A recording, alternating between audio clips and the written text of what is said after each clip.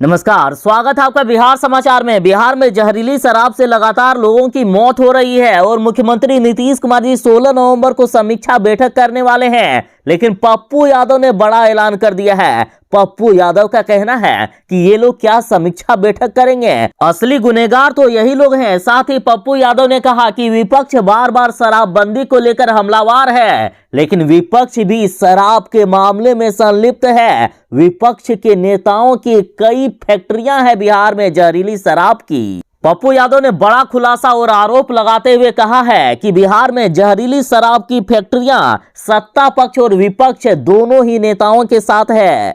पप्पू यादव ने सीधा JDU, BJP, RJD और अन्य कई दलों पर गंभीर आरोप लगाए।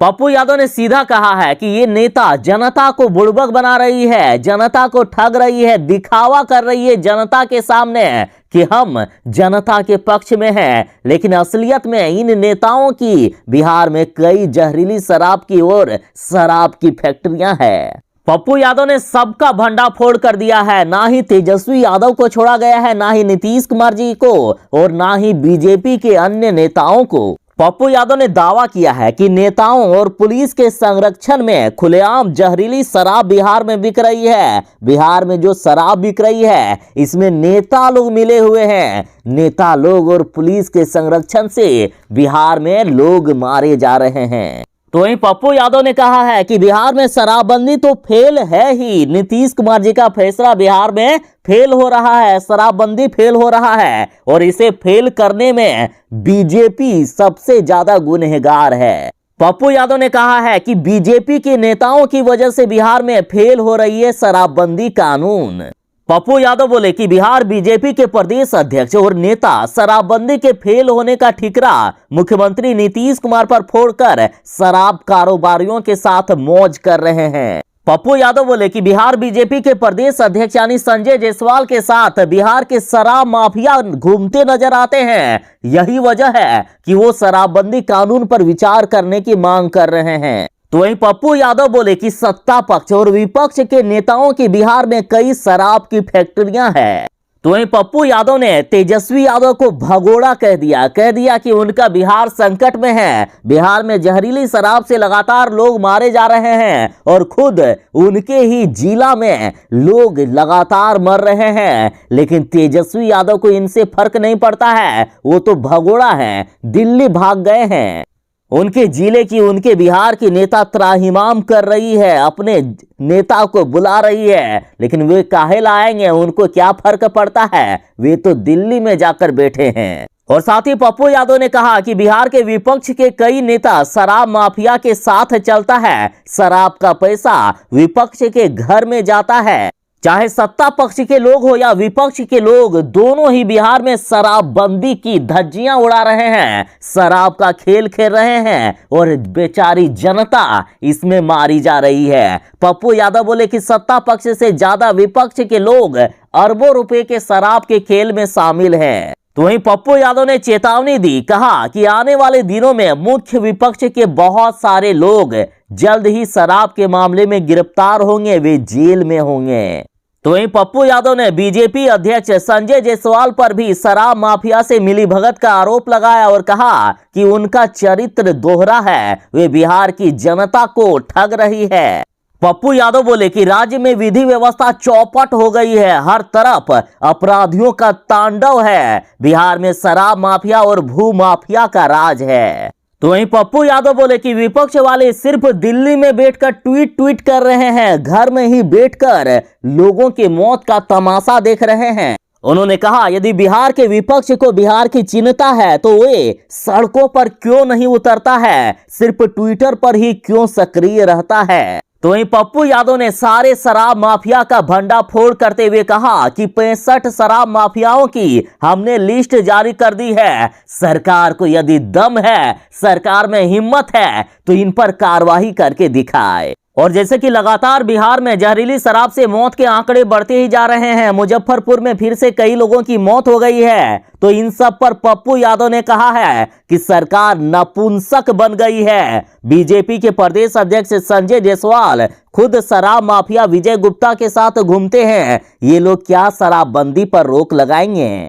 पप्पू यादव ने कहा कि उत्तर बिहार की अघोषित राजधानी मुजफ्फरपुर को सरकार और उसके सिस्टम ने क्राइम का गढ़ बना दिया है। यहां प्रतिदिन हत्या, लूट जैसी घटनाएं होती है, लेकिन नपुंसक सरकार चुपचाप बैठी है। बीजेपी के प्रदेश अध्यक्ष संजय जायसवाल कहते हैं कि अधिकारी मिलकर शराब का कारोबार करते हैं। तो वहीं पप्पू यादव इतने पर ही नहीं रुके, उन्होंने कहा कि अब तो बिहार वालों की जान नहीं जाएगी, उनके बदले मैं यानी पप्पू यादव सीधा शराब माफियाओं से लड़ जाऊंगा। या तो बिहार में शराब माफिया रहेंगे या एक अकेला पप्पू यादव। पप्पू यादव ने शराब माफियाओं को खुला चैलेंज दिया, कहा ये मेरा माफियाओं को खुला चैलेंज है, अगर हिम्मत है तो सभी शराब माफिया, जितने भी बिहार में शराब माफिया है, सब मिलकर गांधी मैदान में आ जाए और हमसे फरियाले। उस दिन या तो वह रहेंगे या फिर पप्पू यादव।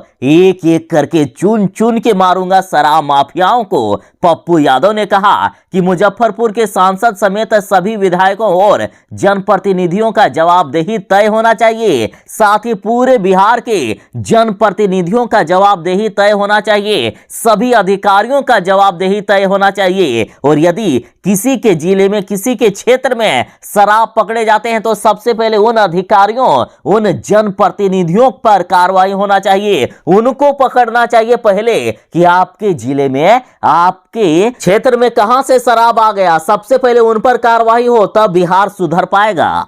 तो वहीं पप्पू यादव ने सरकार से मांग की है कि हमारी मांग है कि शराब पीने वाले सभी नेताओं को चुनाव से वंचित कर दिया जाए। देखिए, जब शराबबंदी हुई थी तो लगभग सभी नेता और पुलिसों ने ये कसम खाई थी कि अब शराब को ना ही हाथ लगाएंगे और ना ही शराब बेचने में या शराब बेचवाने में किसी भी प्रकार की मदद लेंगे। उन्होंने कसम खाई थी और अब पप्पू यादव ने मांग की है कि अब समय आ गया है कि जो भी नेता शराब के धंधे में पकड़े जाते हैं या शराब पीते हुए पकड़े जाते हैं तो उनको अब चुनाव से ही वंचित कर दिया जाए, जिंदगी में उन्हें कभी चुनाव नहीं लड़ने दिया जाए। ये नेता अपने ही सीधा हो जाएंगे।